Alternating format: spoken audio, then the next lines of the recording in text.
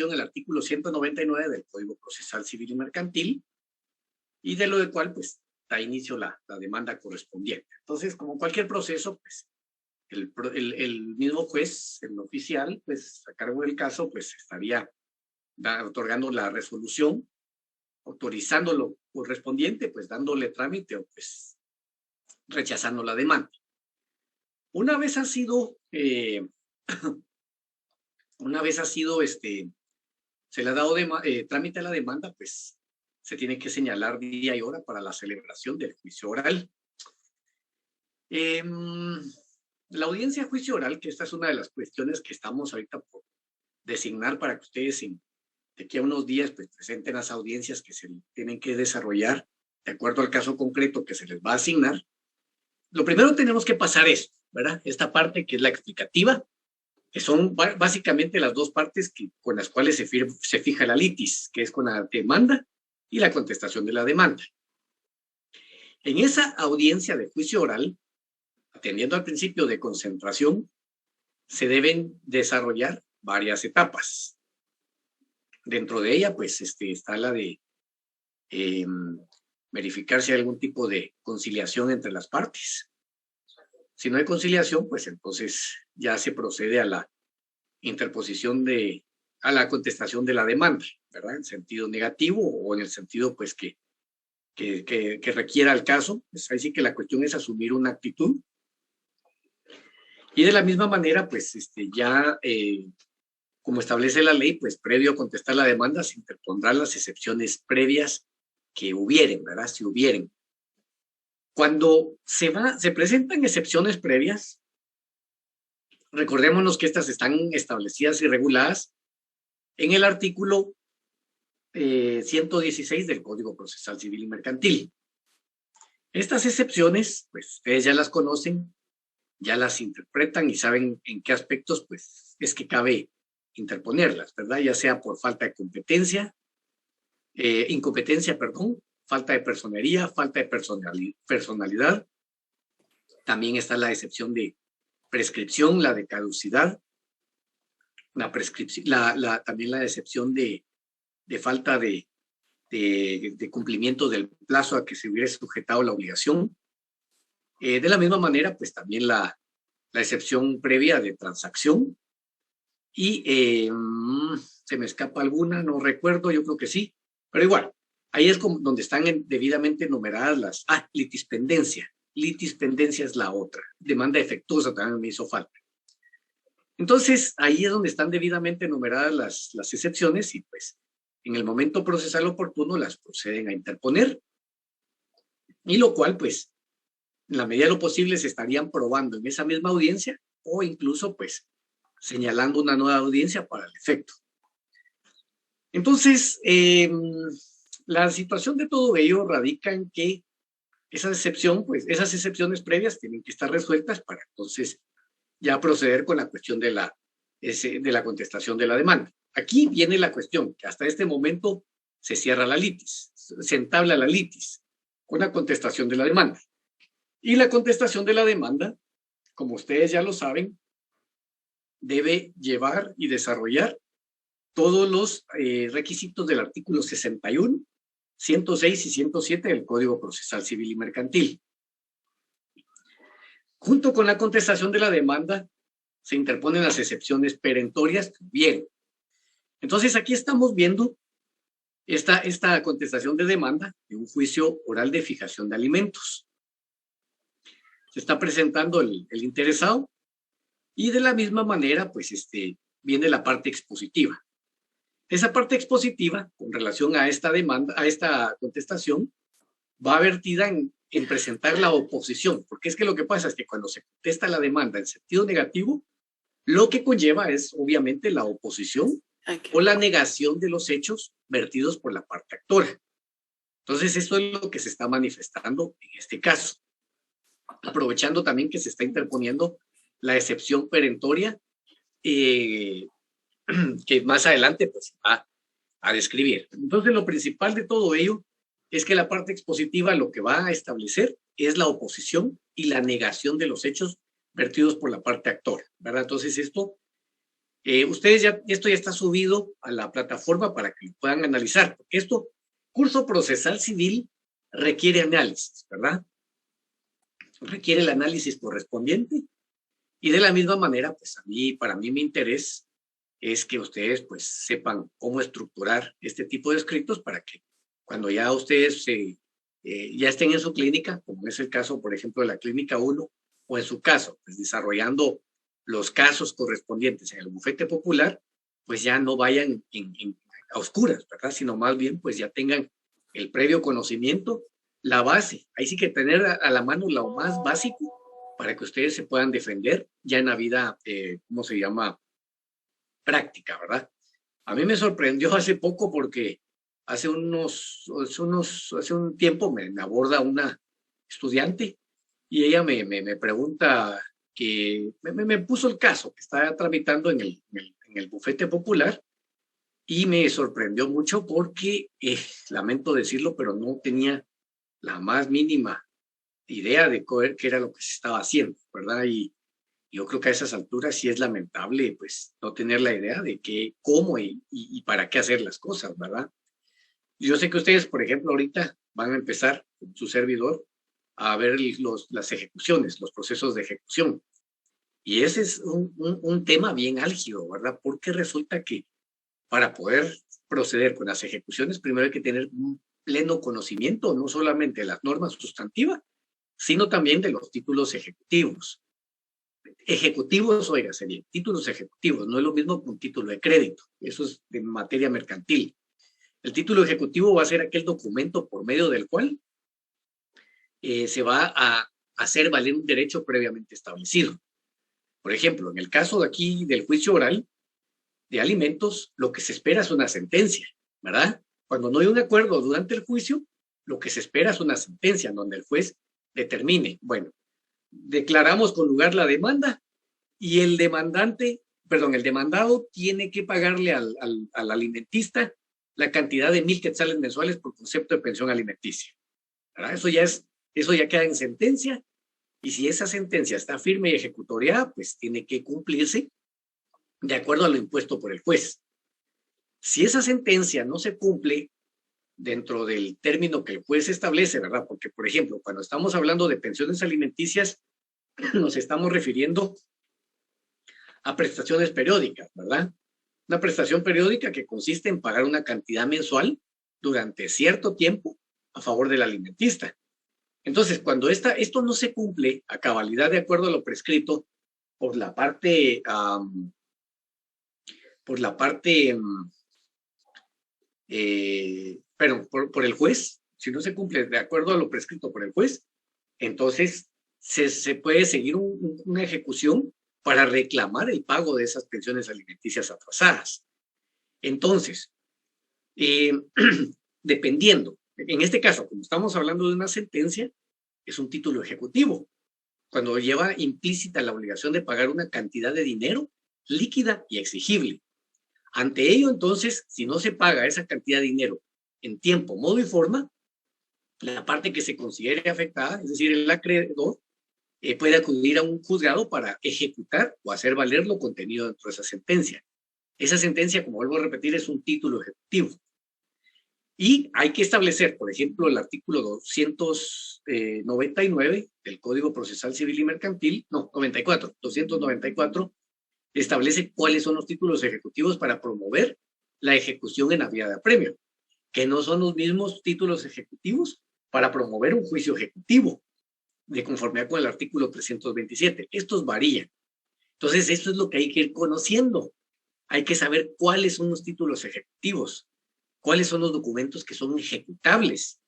Entonces, esto es lo que a mí me preocupa, porque si no se tiene contacto con las cuestiones prácticas o los documentos, y si no se hace el análisis, difícilmente se va a lograr comprender la esencia misma del proceso de conocimiento de los títulos ejecutivos y por consiguiente las ejecuciones correspondientes. Muy bien, entonces aquí tenemos esta contestación de demanda. Ahí va todo lo versado en contra de lo manifestado por la parte demandante, la parte demandante, y por consiguiente, pues ahí está todo lo establecido, ¿verdad? Estableciéndose y probándose el ingreso que tiene en este caso el demandado, porque esto, ¿quién lo presenta? El demandado. El demandado es quien presenta esta contestación, ¿verdad? O esta oposición. Está estructurado, si ustedes se dan cuenta, cuenta con los requisitos del artículo 61, 106 y 107 del jefe de gobierno, ¿verdad? Que es el Código Procesal Civil y Mercantil. Vamos a tomar en cuenta que ese código, esos artículos han sufrido algunas modificaciones. Esas modificaciones son superficiales, pero es necesario tenerlas a la mano y a la vista, porque con esto de la pandemia hubieron algunas cosas que cambiaron.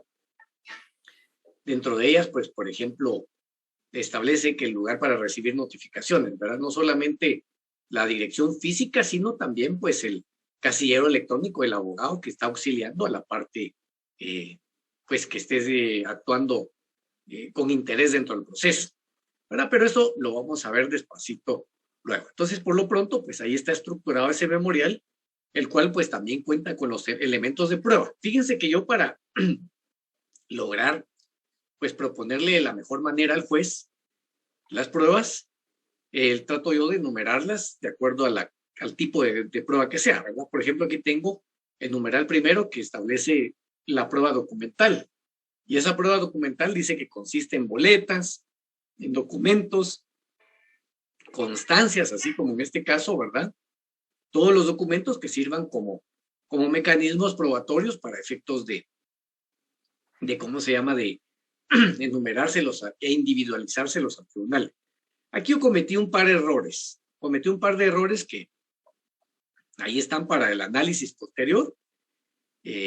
Pues les anticipo, ¿verdad? No estoy yo individualizando los medios de prueba, simplemente consigné 24 recibos, ¿verdad? Pero esto es muy incierto, ¿verdad? Es muy abierto.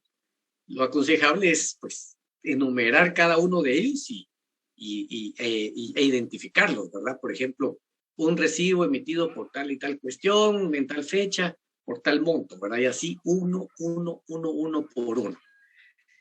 De la misma manera las facturas, de la misma manera los informes, etcétera, ¿verdad? Todo este tipo de cuestiones que, pues, tienen que ir debidamente identificadas. Ahí está. Una de las pruebas importantísimas es la declaración de parte.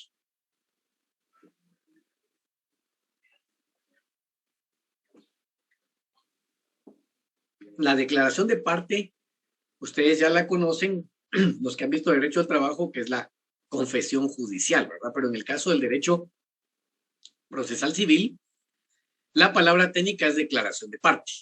Si ustedes dicen confesión judicial, aquí está mal. Está totalmente descartado esto porque no se le llama así dentro del proceso civil. Entonces, la declaración de parte se solicita que sea de forma personal y no por medio de apoderado, ¿verdad? Y que en este caso, pues, el señor juez señale la audiencia para el efecto. Claro, para poder ser citada la persona, por el órgano jurisdiccional, pues ya debe de obrar el pliego de posiciones en la Secretaría del Tribunal, ¿verdad? Porque sin ello, pues, no se puede citar a la persona y la persona, pues, en el día y hora señalados, pues, tendrá que comparecer a prestar dicha declaración. Esto es bien necesario conocerlo porque si vamos a buscar el fundamento legal de la declaración de parte dentro del título del juicio oral, no lo vamos a encontrar. Ya lo hemos repetido en diversas ocasiones. Esto es materia del juicio tipo. Y el juicio tipo es el juicio ordinario, ¿verdad? Que es un juicio de conocimiento, que es el que nos va a dar las reglas generales sobre las cuales, pues, se tiene que fundamentar cualquier tipo de proceso. De la misma manera, pues, también importantísimo consignar el fundamento de derecho. Esto yo lo estoy explicando de esta manera con el objeto de que lo logren ustedes, pues, lo logren comprender de la mejor manera, porque una cosa es cuando uno lo está leyendo y otra cosa es cuando se lo están explicando a uno, ¿verdad? Entonces, ahorita con la explicación que se les está manifestando, pues ya tienen ustedes una base para poder comprender esto de mejor manera. Esto del fundamento de derecho no es ciencia complicada, ¿verdad? Porque es simplemente consignar el andamiaje legal sobre el cual estoy soportando yo la solicitud que estoy formulando. Pues en este caso, pues primero bueno, ahorita actualmente estoy consignando yo a nivel constitucional el fundamento legal, ¿verdad? Sobre el cual pues estoy planteando mi solicitud. Ya después bajo a la norma ordinaria. Dentro de la norma ordinaria yo le doy prioridad al, ¿cómo se llama esto? A la norma sustantiva. Ya después le doy, prosigo yo con la norma adjetiva, ¿verdad? Sobre la cual pues estoy fundamentando mi solicitud. Esto es importante consignarlo porque esto va a ser la guía sobre la cual pues va a resolver el juez. De la misma manera, pues también las peticiones. Esto es importante. Las peticiones deben ir claras y precisas, como establece el artículo 106 del Código Procesal Civil y Mercantil. Las peticiones, la primera acá, la de paquete, ¿verdad? Que se admita para su trámite el memorial.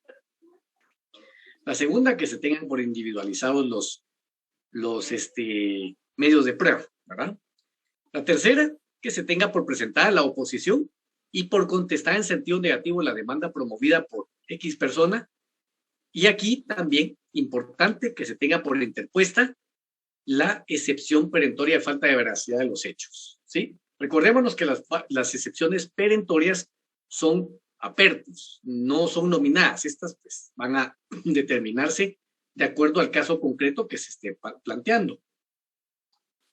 Entonces, ante ello, pues tenemos nosotros abierta la posibilidad para poder ahí sí que acatar o acogernos a cualquier tipo de excepción perentoria. Y por último, pues aquí bueno, aquí es donde estás solicitando que se tengan por interpuestas. Ya aparte de la petición de fondo, que ya estoy solicitando que se declare con lugar la oposición planteada en sentido negativo, además que se acoja la excepción perentoria de falta de veracidad de los hechos, ¿sí? Entonces, todo esto tiene que ir en orden. Si se dan cuenta, aquí estoy consignando yo las peticiones de trámite, que son las que le dan impulso al proceso, y la petición de fondo. La petición de fondo, que es sobre la cual pues va a versar la sentencia que se va a estar emitiendo en su oportunidad. Esto se los voy a mandar porque les voy a mandar la demanda, les voy a mandar la contestación de la demanda, que esto ya lo tienen ustedes subido, y les voy a mandar la sentencia para que la analicen y vean de qué forma fue que resolvió el juez. Solo les anticipo. La demandante, yo recuerdo que estaba exigiendo la cantidad de 10,000 quetzales de pensión alimenticia. 10,000 quetzales. La parte demandada solicitó que se fijara en 1,000 quetzales mensuales.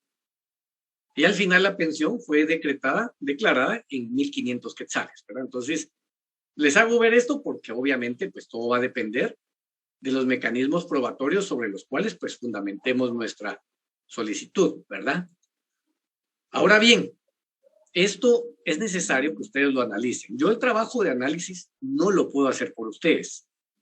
Mi trabajo aquí es facilitarles a ustedes la información, darles la explicación correspondiente, pero el trabajo de sentarse en el escritorio con todos los documentos a la mano y a la vista es de ustedes, ¿verdad? Y esto, por favor, yo les voy a rogar para bien de ustedes que logren sentarse, analizar estos documentos y sacar conclusiones, ¿verdad? Y estos documentos que yo les envío, se los envío con el objeto de que ustedes adquieran la idea de la estructuración de las cosas. Ese es el objeto. Adquirir la idea para la estructuración de las cosas. No quiero yo que ustedes los utilicen como que fueran minutas para cualquier cosa. No, esto la idea de todo esto es que ustedes tengan la posibilidad de analizarlos, sacar conclusiones y tengan la idea de cómo estructurar sus propios memoriales, porque cada caso es distinto. La estructura va a ser la misma, pero cada caso va a ser distinto. Cada caso va a tener sus propios mecanismos de prueba sobre los cuales pues se puede actuar, ¿verdad? Pero en el caso, por ejemplo, de tomarlo literal, y miren que necesito, ahorita ya tengo mi caso en el bufete popular y aquí tengo este escrito y sobre este voy a hacer esto. No, eso está malísimo, ¿verdad? Porque hay cosas que no se adaptan a lo que definitivamente requiere el caso concreto, ¿verdad? O sea, un memorial se puede quedar o muy corto o puede ser que sea muy demasiado, pues, lo que está consignando. Entonces hay que ser bien cuidadosos. La idea de esto, como les vuelvo a repetir, es tomar concepto y la idea para poder hacer las cuestiones por ustedes mismos y mismas, ¿verdad? Mi idea no es que ustedes pues copien y sin saber qué están haciendo, ¿verdad? Porque entonces esto va a ocasionar que pues actuemos de manera mecánica sin el mayor análisis acerca de lo que se esté planteando. Entonces, perdón.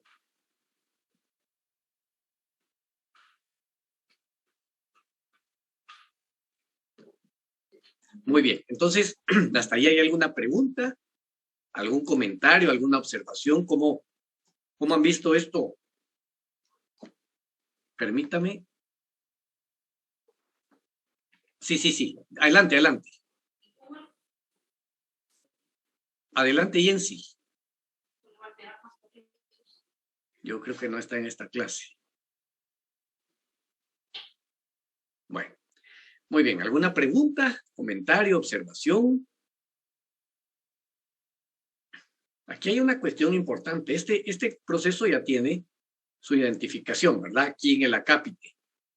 A la demanda no se le consigna eso porque la demanda, pues, es un escrito nuevo, ¿verdad? Es algo que está abriendo un expediente. La demanda, pues, ya va, en el caso de iniciar un proceso. En este caso, el proceso ya está iniciado. Con esto se está entablando la litis. Fíjense que aquí cometí un error. Les voy a ser franco, cometí un error. Porque fíjense que aquí tendrían que haber ido nuevamente los datos generales del presentado. Esos datos generales se plantearon conjuntamente con un escrito dentro del cual nos opusimos a la pensión alimenticia provisional. Se recuerdan que eso es una cuestión preliminar que se da dentro del juicio oral, ¿verdad? La posibilidad de fijar una pensión alimenticia provisional. Entonces, ahí se inició el pronunciamiento por parte del demandado y pues por eso fue que no se consignaron esos datos.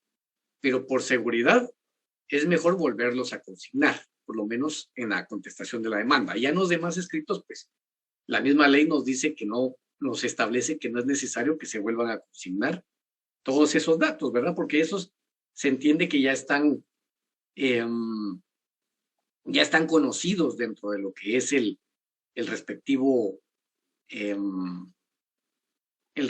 proceso, ¿verdad? Entonces, ojo con ello. ¿Hay alguna pregunta, observación, comentario, algo que quieran mencionar?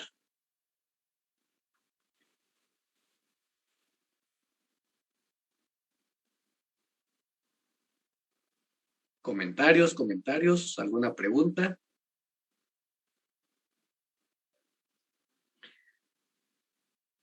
Comentarios, preguntas, observaciones. Es un tema sencillo. Ustedes ya lo han trabajado en derecho del trabajo. Entonces, básicamente viene siendo lo mismo. Solo que obviamente lo que cambia es la materia sobre la cual pues se va a trabajar. Esto pues hay que tomar en cuenta que en este caso pues la contestación pues tiene que adaptarse al caso que pues esté dilucidando, ¿verdad? Porque en el caso de los juicios orales, pues la oposición o la contestación de la demanda no solamente va a ser por alimentos. O sea, solo el rubro alimentos del artículo 199 tiene 3 variantes. Una, la fijación de pensión alimenticia. 2, el aumento de pensión alimenticia. Y 3, la reducción de pensión alimenticia. Entonces, esto varía. Vale. Y tomemos en cuenta también que no son los únicos rubros que se van a ventilar en esa vía, sino que también está la rendición de cuentas, ¿verdad? Todo va a depender de lo que la parte procesal contraria haya manifestado en su demanda. De la misma manera también con el juicio de jactancia, juicio oral de jactancia. Y no digamos también con el juicio de ínfima y menor cuantía. Entonces, todo va a depender de la demanda. Aquí nosotros no podemos sacar conclusiones o formular una contestación de demanda si no tenemos a la vista la demanda correspondiente. Entonces, por eso es que yo les estoy remitiendo este material para efecto de que ustedes pues, puedan tener la posibilidad de poderlo analizar de manera integral. Y no va a ser del mismo caso. Adelante, Alfredo, yo creo que le apagué el micrófono. Adelante. Licenciado, ¿qué tal? Muy buenas tardes, ¿cómo está? Bien, gracias, Alfredo. Adelante, con gusto. Qué bueno, le gusto saludarle. Fíjese que yo tengo una duda con respecto a la tarea que nos dejó la semana pasada, que vence hoy. Fíjese que estaba viendo entre las indicaciones de esa tarea que, bueno, es una tarea, pero se derivan en dos, así lo entendí yo, porque primero dice de que nosotros tenemos que asesorar a nuestra clienta y aunado a ello, pues hacer el escrito digamos, de fijación de pensión alimenticia. Entonces, eso estaba viendo, no sé si estoy en lo correcto. Es correcto, así es correcto, ya sea que usted remita el memorial y el informe correspondiente, o solo el memorial, ¿verdad? Y sí que esto es indistinto. La cuestión está que ustedes hayan hecho el análisis, ¿verdad? Y hayan sacado conclusiones acerca de qué es lo que procede y qué no procede. Ahorita vamos a estar actuando con base a casos que se les van a estar remitiendo a ustedes, ¿verdad? Porque la idea de todo esto es que van a analizar. Bueno, está bien, licenciado, solo eso era mi duda, gracias. Perfecto, Alfredo, perfecto, con gusto.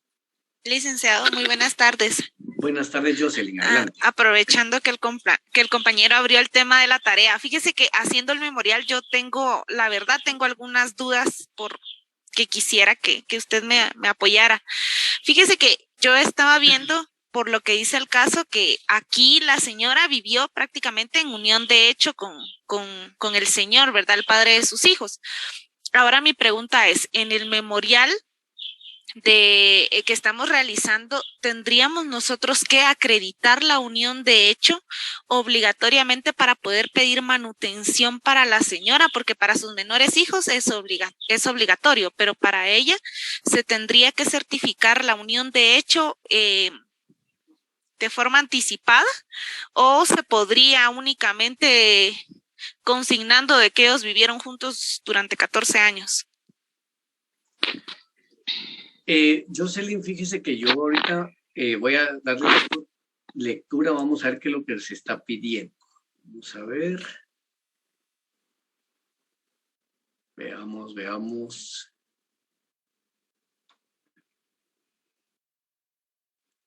Licenciado, pues disculpe, pues yo por lo que vi y por lo que yo estudié del caso es de que a la señora no le corresponde pensión alimenticia, ya que no hay ningún vínculo que los une, pero sí habría que ver, si están, si tienen unión de hecho y si está inscrito también, porque si no, la señora no puede reclamar pensión alimenticia, ya que en el caso también no lo dice. Sí, para los dos hijos, sí, y para el otro sí lo tendría que reconocer mediante una escritura pública de reconocimiento de hijo, o en su caso, mediante la prueba de sangre, que sería mediante la prueba de ADN. Así lo vi yo, pero como cada quien lo ve de distintas formas, ¿va? Por supuesto. Licenciado, licenciado, muy buena tarde. Adelante. Fíjese que de igual manera, como dice el compañero, yo lo tomé de esa manera. Hágame el favor de apagar su micrófono, Mariano. Ahí está. Continúe, compañera, continúe. Le digo que en el caso del memorial que estaba redactando, yo también lo tomé de la misma manera como dice el compañero, acerca de que como ni siquiera hace mención de que ella está unida de una unión de hecho, entonces no se sabe si ella también tendría derecho a pensión alimenticia. Solo dice que estuvieron viviendo maritalmente durante 14 años, pero no hace mención de eso. Así entonces es, yo lo tomé automáticamente como el compañero. Es correcto, es correcto. Fíjese que yo le hacía la pregunta porque para mí, a la hora de asesorar, lo correcto es primero decirle a la señora que tiene que certificar su unión de hecho, porque vivir 14 años con una persona, de hecho, la unión de hecho se puede acreditar, si no estoy mal, ya con la convivencia de 2 años y la procreación de los hijos. Con eso uno pues ya vive en unión de hecho. Y para tener los mismos derechos que en un matrimonio, eso se debería de certificar, ¿verdad? Para que no se quedara al aire. Entonces yo hago la pregunta porque yo sé que aquí no lo dice y sí me quedó esa duda porque para mí eso sería lo correcto acá, pero no sé qué dice usted. Sí, bueno, hay una frase clave ahí, ¿verdad? Ustedes saben, miren, voy a ser franco. Cuando uno asesora, uno tiene que encontrar claves, ¿verdad? Claves que a uno le den la luz para poder solucionar los problemas ajenos, porque para eso estamos, ¿verdad? Para solucionar los problemas ajenos. Pero muchas veces, cuando uno entrevista a la persona, tiene uno que, y se los he dicho a ustedes, escarbar cosas bien profundas, ¿sí? A veces cosas íntimas o lo que sea, ¿verdad? O sea, cosas que yo le digo a mis clientes, mire, perdone que vaya a ser invasivo, pero tengo que preguntar a profundidad las cosas. Entonces, derivado de la entrevista, uno logra atar cabos de muchas cosas. En este caso, en el caso que se les asignó, hay una frase escondida, ¿sí? Con lo cual votaría lo que Jocelyn Alvisures estaría proponiendo, ¿sí? Y la frase aquí, o sea, ustedes son los que solucionan su problema, ¿verdad? Pero por lo pronto hay dudas con ello, pues yo le aclaro que hay una frase que dice: actualmente el obligado convive maridablemente con otra señora con quien tiene un hijo de 6 meses. Ya con eso, ya estaría cerrando la posibilidad del planteamiento de una unión de hecho, porque esta persona pues ya tiene otra relación, ya tiene convivencia con otra persona distinta a la madre de los niños y a los niños. Ya con ello pues habría un choque profundo si se solicita la unión de hecho, ¿verdad? Con esto hay que leer muchas veces entre líneas para efectos de lograr solucionar esas cuestiones, ¿verdad? Entonces, ahora, si por ejemplo estuviesen conviviendo, pues ahí ya cambia la cuestión, ¿verdad? Porque entonces ahí sí tendría el pleno derecho para solicitar la unión de hecho, pero en este caso estamos hablando que no existe matrimonio entre el obligado y su clienta, ¿sí? Y que actualmente convive maridablemente con otra señora, ¿sí? Entonces, hay que establecer esos enlaces, esas cuestiones que cierran o abren puertas para una cosa u otra. Por supuesto, aquí todo es válido, porque en el derecho no hay nada dicho. Y créanme que muchas veces uno piensa en soluciones que pueden sonar descabelladas, créanme. Y uno dice, bueno, voy a plantear esto y que si a veces funcionan las cosas. O a veces que uno cree que las cosas muy sensatas van a tener una solución fácil y sencilla y que si no. Porque aquí hay que tomar en cuenta que nos enfrentamos al criterio que el juez pueda tener en su momento, ¿sí? A mí me llama mucho la atención. Ahorita fíjense que planteamos una solicitud de divorcio en jurisdicción voluntaria. Jurisdicción voluntaria no hay litigio, ¿verdad? Ustedes ya saben esto. Se planteó la solicitud de divorcio y me la rechazaron ahorita junto con el otro abogado que está patrocinando a la otra parte, porque decía que no se había consignado, no se había probado que la persona, el interesado no estaba fuera del país, porque estamos actuando por medio de un mandato. Entonces, ¿dónde dice eso? Y mire, cuando yo examino la ley, me doy cuenta que hay un artículo que establece algo al respecto, pero no se puede interpretar de una manera totalmente restrictiva. Entonces, aquí vamos a esto, que todo tiene y está sujeto a criterio. Entonces, si su criterio es válido y respalda de una manera totalmente confiable lo que está diciendo, está bien, ¿verdad? Aún así, pues sea contrario a lo que el compañero o el vecino pueda pensar, siempre y cuando esto esté bien fundamentado. Entonces, aquí hay algunas cuestiones que sí hay que tomar en consideración, algunos aspectos que sí son muy especiales con relación a que esto nos abre la puerta o nos cierra la puerta para cualquier cuestión, ¿verdad? Yo pienso que el argumento de Jocelyn está bien, solo que hay cosas que nos dicen que no es posible lo que ella está planteando, ¿verdad? Entonces, cuidado con él. Aquí, como en la vida práctica, van a haber trampas, van a haber trampitas, ¿sí? Y que no lo haga de esa manera no significa que esté mal, ¿sí? No significa que esté mal, porque aquí no hay nada dicho. A mí lo que me interesa de este tipo de escritos es que ustedes analicen, interpreten y estructuren sus escritos, ¿sí? Eso es lo que me interesa a mí. Si a la parte expositiva dice, no, es que mire, fulano de tal está casado, convivimos maridablemente y pues resulta que yo estaba por plantear la unión de hecho y de hecho la voy a plantear ante el juez porque él se está oponiendo a ello, o sea, lo puede decir, ¿verdad? No hay una regla para ello. Por eso les digo que casarse con un memorial, suponiendo que está todo bien, está equivocado, porque cada caso tiene su propia medida y cada memorial se hace ad hoc del caso que se le está presentando, ¿verdad? Entonces, no se asusten, solo que hay cosas que sí, obviamente no tienen que salirse del guacal, ¿verdad? De la palangana o del balde, ¿verdad? Porque entonces ahí sí la cuestión ya no estaría totalmente bien, ¿verdad? Aunque no digo yo que no sea válido. Muy bien, ¿alguna otra pregunta? Y sí, ahorita estamos a tiempo para preguntar de la tarea, ¿verdad? Porque obviamente, pues, está ahorita aprendiendo, tal vez ya analizó, pero no sabe cómo hacer las cosas. Pregunte todo lo que sea necesario, porque para eso estoy. Bueno, muy bien. Perdone, disculpe, sí. Pero fíjese que yo la verdad es que prefiero salir de mis dudas porque... Por favor. Fíjese de que también, ¿verdad? Con respecto al menor no reconocido. En este caso, la única opción, por ejemplo, podría ser que se pida la prueba de ADN para obligar al señor a reconocerlo, porque como no existe matrimonio, no existe unión de hecho, entonces, ¿de qué otra manera yo podría probar, por ejemplo, que mi menor hijo sí tiene una relación con el señor, digamos? Ya, sí. En las condiciones que actualmente se le está presentando el caso, no es posible reclamar a favor del hijo. O sea, eso lo descartamos.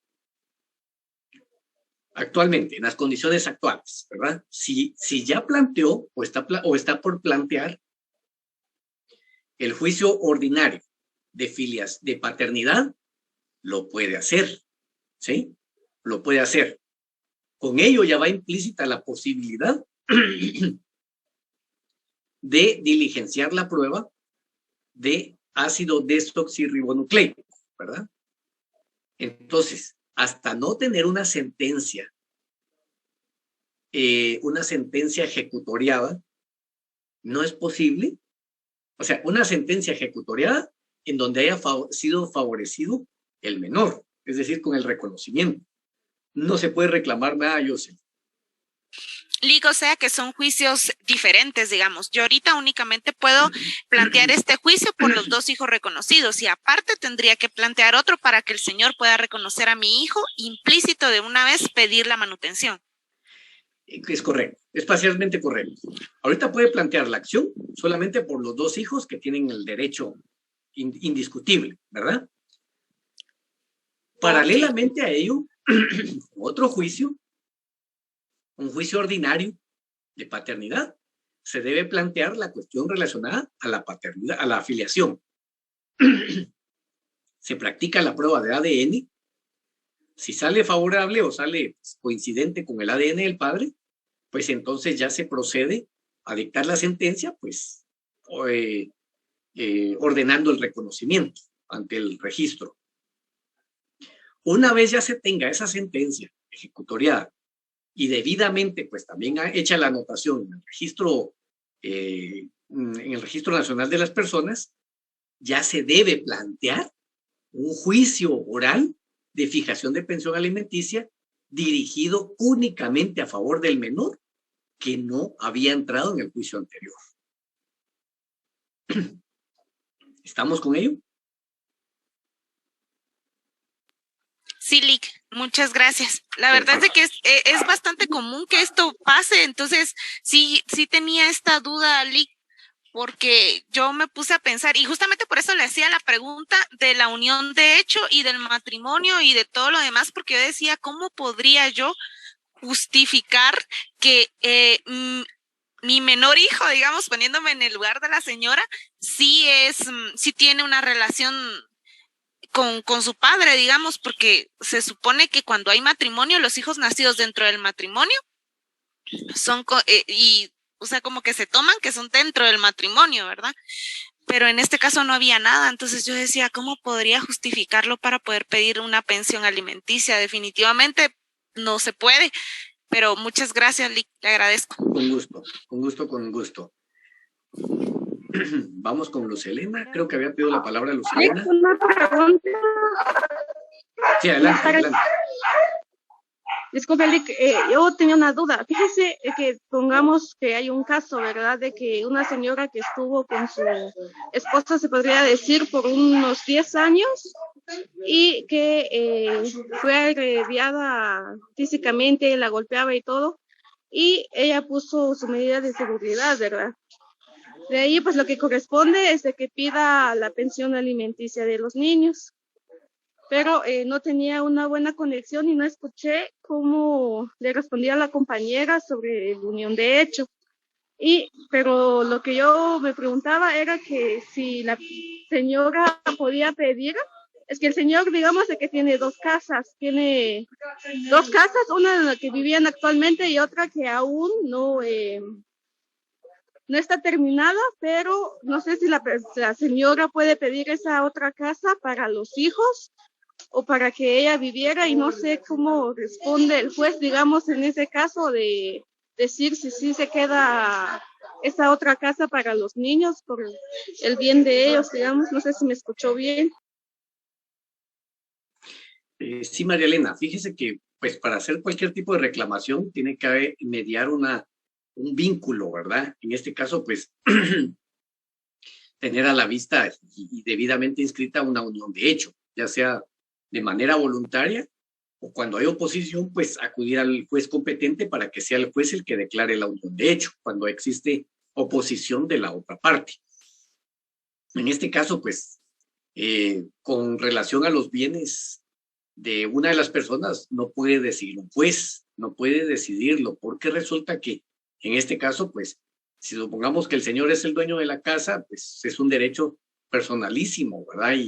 Y no puede decidir en cuanto a, por ejemplo, que X o Y persona permanezca en un lugar cuando la propiedad de ese lugar es de una persona totalmente distinta, ¿verdad? O incluso siendo el padre. Yo he visto casos en donde el padre es el dueño de la casa y quienes tienen que salir de la casa por cuestiones de agresión o pues cualquier tipo de situación física son los menores, ¿verdad? O incluso la cónyuge, por cuestiones de propiedad, ¿verdad? Entonces, el juez no puede determinar eso porque entonces ahí sí habría algún tipo de, a mi criterio, abuso de autoridad por cuestiones de propiedad, ¿verdad? Y esto, pues, regularmente quien tiene que salir cuando los bienes están a nombre del padre son los hijos o la madre en todo caso, ¿verdad? Al menos que tenga la madre la propiedad plena del lugar, entonces ahí sí es el hombre el que tiene que rehuir a la situación de la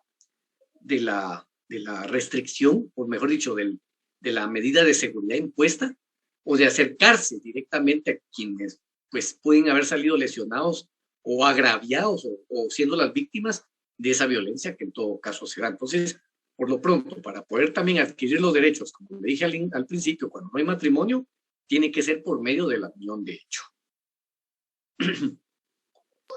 Muy bien. Y otra pregunta, disculpe mi ignorancia. No, por favor, ahí está, No sé adelante. qué debería de hacer la señora para reclamar esa unión de hecho. Bueno, fíjese que ahí en caso no haya voluntad, que creo yo que no la habría, voluntad por parte del marido o del hombre, ¿verdad? En este caso, entonces ella tiene la facultad de acudir a un juzgado por medio de abogado para solicitar que en un juicio se declare esa unión de hecho.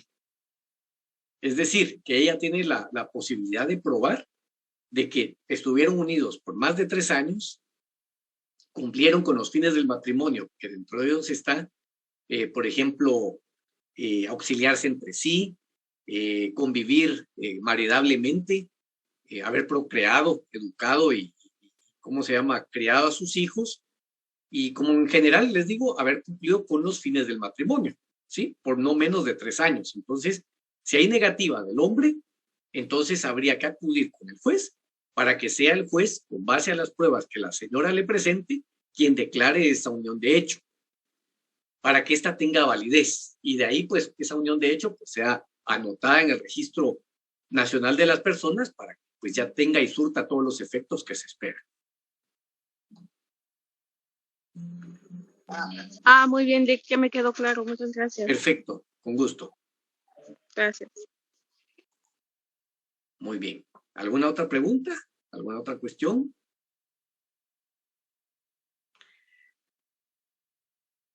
Hay cuestiones que, pues, las vamos a ir aprendiendo en el camino, ¿sí? Hay cuestiones que el ámbito familiar da para mucho. Por eso yo escogí ese primer punto, ¿verdad? Que es lo relacionado a alimentos. Y ya con eso puede estarse hablando uno sesiones y sesiones completas, porque es la de nunca acabar, ¿verdad? En este caso, pues, el ámbito familiar, olvídese, ahí es una amalgama ahí de situaciones y problemáticas, ¿verdad? Que lamentablemente incluso los juzgados no están no tienen la posibilidad de solventar ese tipo de inconvenientes. Y lamentablemente de todo ello, quienes más desprotegidos están, pues son los niños, ¿verdad? Los que en último caso padecen las consecuencias de los problemas de adultos, ¿verdad? Pero ante ello, pues considero yo que es prudente conocer a profundidad esta rama, que pues muchas veces es muy olvidada, ¿verdad? Porque más se enfoca el Estado en proteger el derecho penal, ¿verdad? Y los tribunales penales, un poco en menor atención, pues los juzgados civiles y laborales, y por último van relegando los juzgados de familia, ¿verdad? Muchas veces cuando se piensa en ser abogado, se piensa en ser abogado penalista, cuando hay otro tipo de intereses y ramas que también requieren pues la atención debida. Y pues no se le presta la atención correspondiente, ¿verdad? Pero todo tiene su campo. Esto da para mucho, definitivamente. Hay muchos casos de índole familiar, y no solamente la problemática entre parejas, sino que incluso pues la fijación de pensiones alimenticias y todo ese tipo de cosas, ¿verdad? Que a la larga pues hasta cierto punto uno va cumpliendo con una labor social, ¿verdad? Por cuestiones de trabajar con generar ahí sí que los alimentos tengan que llegar a donde tengan que llegar. ¿Hay alguna otra pregunta, observación? Sí, buenas tardes, yo tengo una pregunta. Y adelante. Sí, viera que en el memorial que usted nos proporcionó como ejemplo, yo estaba viendo que ahí la señora solicitaba el embargo del sueldo que devengaba el papá de sus hijos.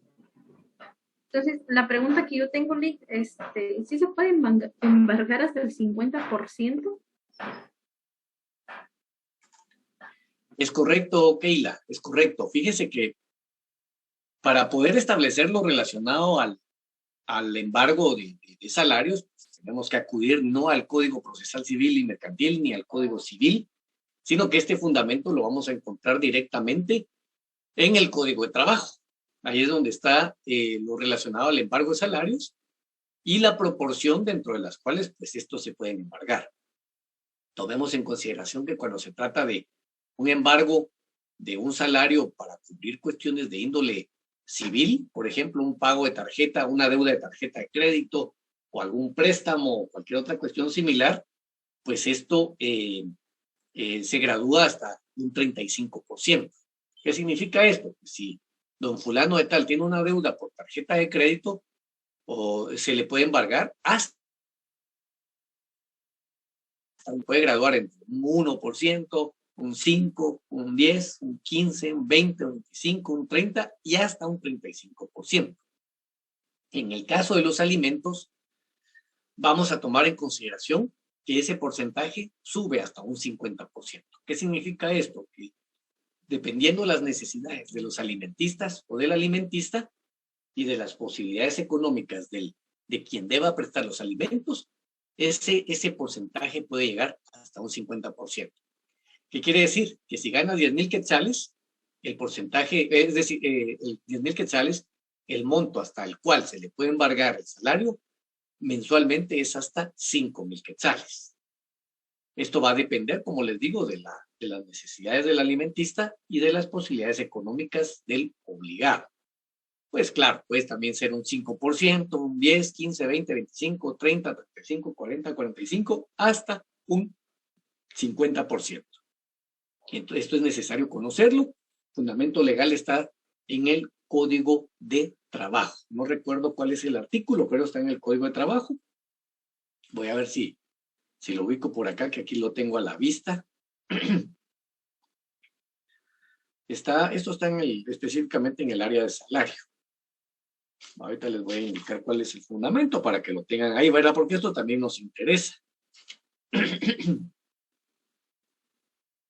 Aquí está.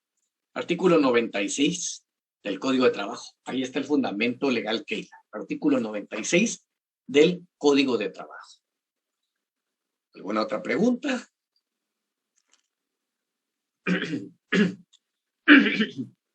Muchas gracias, Lick. Con gusto, Keila. Con gusto. Muy bien. Muy bien, muy bien. ¿Alguna otra pregunta? Sí, disculpe. Sí, adelante. Sí. Este proceso, Lick, ¿como cuánto le puede costar a la persona que lo solicita, en este caso a la señora? Ay, Keila, eso sí está complicado establecerlo porque todo va a depender de muchos factores, ¿verdad? En principio, pues, va a depender de la capacidad económica del demandado, del obligado, va a depender también de la dificultad que represente el caso, va a depender también del monto que se esté reclamando. Pero para ese efecto yo le recomendaría, Keila, como abogada, que usted consulte el arancel para abogados, que ahí puede darse usted una idea al respecto.